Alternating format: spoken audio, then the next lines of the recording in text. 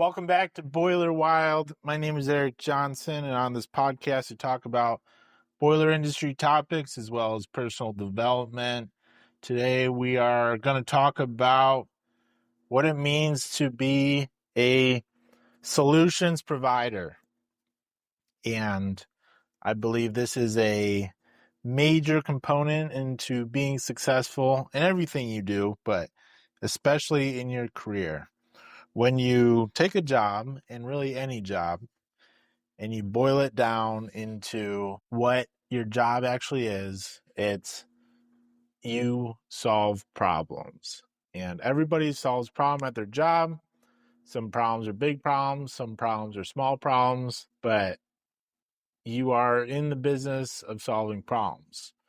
In the trades, in HVAC, in the boiler industry, if you're a service tech, if you're an operator, stationary engineer, well, let's talk about service techs. So service techs, you are going to a customer site probably because they have a problem.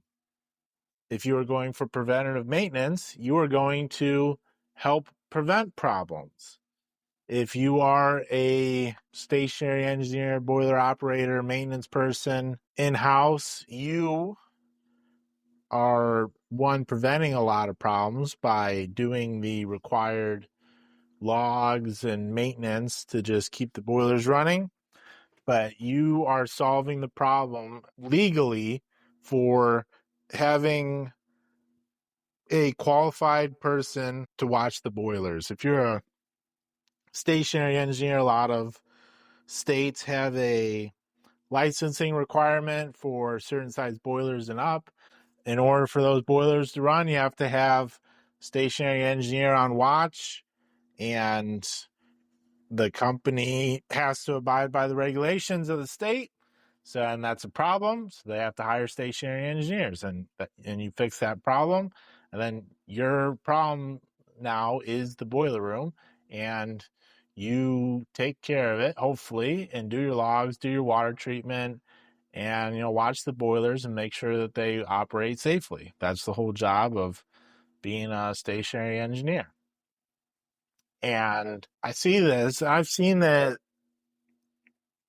with in a lot of other industries, but every problem in a company boils down to company leadership, but employees lose sight of their worth to the company and what their actual role is. I'm going to try to keep this dedicated to the working in boilers, doing field service, and being an operator or whatnot.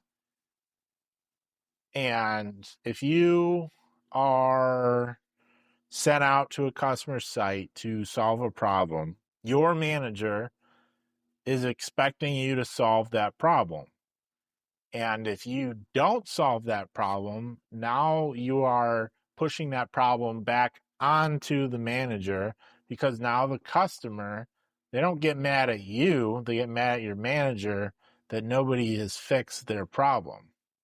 And a lot of managers will, try to hold their people accountable, but if you don't realize that you are supposed to solve problems, and the more problems you solve, the more you are worth.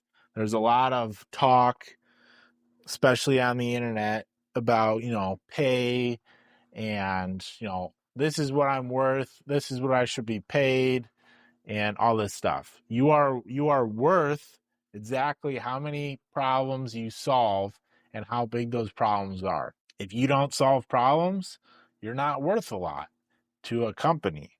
And you always have to keep that in mind. So when, the raise period comes around and the manager goes, man, this person solves problems, let's give them a raise and give them what they deserve. There is a formula to why people get raises beyond just the cost of inflation. But individually, and I've tried to always maintain this mindset of, I'm here to solve problems. And if there's a problem, I need to have solutions. So when you go to a customer site and, the problem is a little bit more than what you can solve in like a day or something, or, you got to get a quote. You're just seeing what the problem is, doing some diagnostics, and then going to the customer. You don't go to the customer and say, hey, your boiler feed water pump one is bad, and that's why the boiler doesn't run, because it's on low water. So then the customer goes, oh, all right. So then what do we do? And now you need to have a solution. So you just presented the problem to the customer, and they already knew they had a problem. Now you're just more specific with the problem. But if you don't provide a solution and a next step, you are essentially worthless, because now the customer has to figure out what the next step is. So a solutions provider, you have to get into the mindset of, all right, the feed water pump is bad. I've checked it out. It doesn't look like, it can be repaired. Let's say it's cracked on the housing.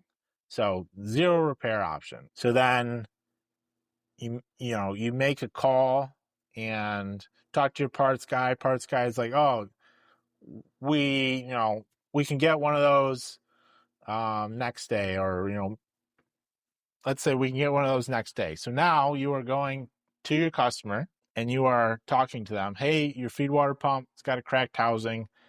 That's why it's bad. That's why the boiler one is down. That's the problem. Here's the solution. Hey, we need to replace it. It's got cracked housing. It's just easier just to replace the whole pump. We'll keep the same motor, so we'll just pop the motor off. I checked with my parts person. We can get a pump tomorrow. So in 2 days, we can have a pump, and I'll talk to my service manager to schedule somebody to come back, either me or somebody else, and we can have a pump, but we can have it tomorrow. And since you have 2 other boilers running, this is a backup. So, I assume that you don't need this done immediately, and you can wait 2 days. So now you've presented the problem and you've presented the solution. So now all the customer has to do is say yes or no.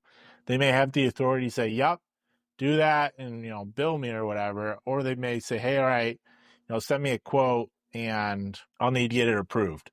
There's different ways, people work different ways of financing and what they can prove or not. But that's outside of your area. All it matters is you are providing a problem and stating it clearly to the customer, and then you are also stating solutions to the customer. Now, if you're going to, a boiler service call and, they just have a wiring issue, and you just go in there, fix the wiring issue, and the boiler starts running again. Now, you write up on your service ticket, or, and then when you talk to the customer, hey, this is what I found. These were the problems. And then these are the solutions that I did. I rewired this, fixed this wire, changed this part that was burned. And then I checked, the safety of this, and this to make sure everything's operational on the boiler. And that's what I did. It's a problem solution. And I think a lot of people forget that problem solution is what you are paid to do. If you go to a customer and say, I don't know, it's this or that, I guess it's this, I don't know, and I don't know a solution. There's, if I was paying for that, then I'd be like, all right, like, what am I paying for? Like, I didn't hire you to come here and guess and to tell me you think it's this or you think it's that, and we're just going to throw parts at it. That's guessing. We want to be problem solutions providers. And I would joke with one of my old managers, and he's like, oh, I need a solutions provider. I'm like, you got him. That's me. I'm here to provide solutions. And you build up because each person, you have a personal brand. And That's how you carry yourself, how you show up to your customers. If you're in-house, how do you work with your team? And, do you show up, say you have 3 shifts, do you show up and do you lift up your team and lift up your entire shift?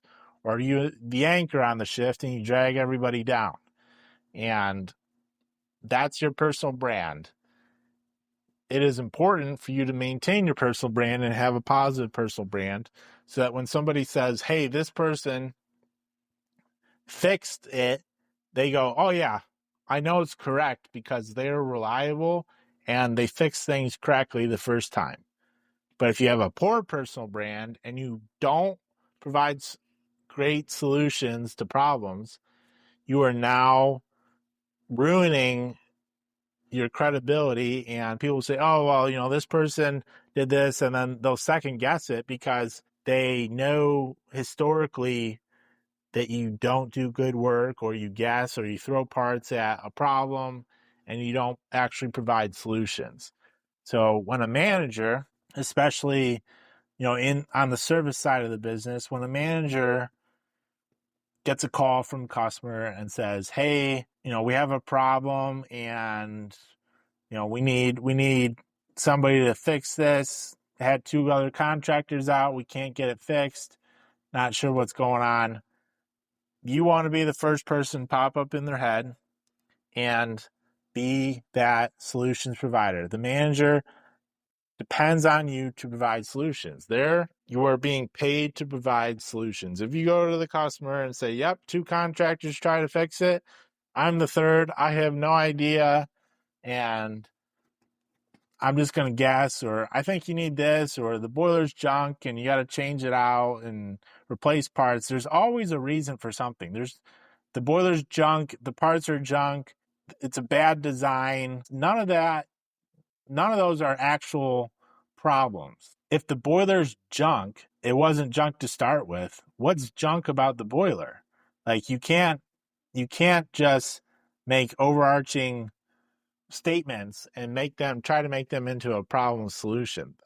Calling a boiler junk is not a solution unless it actually is. But if a boiler was running and then it's not, it's probably not scrap metal. So that's unless it has a catastrophic meltdown. But then you go from, instead of saying, oh, the boiler's junk, you say, all right, well, the boiler, it ran out of low water and the safeties, didn't catch it and it melted and this is damaged.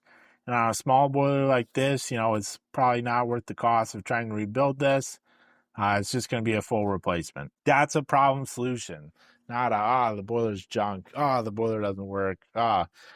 Your customers, your manager, they want solutions from you. And like I said, the highest paid people are the ones that provide solutions to the biggest problems.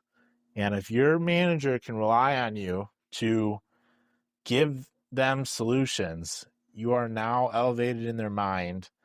And even if you hate your manager, even if you think your manager is dumb and is incompetent, you need to take the high road and you need to provide solutions to problems, to whatever they ask. You have to, if you're going to stay on that team and stay employed, one, you have to have respect for your manager, no matter how dumb or smart you think they are.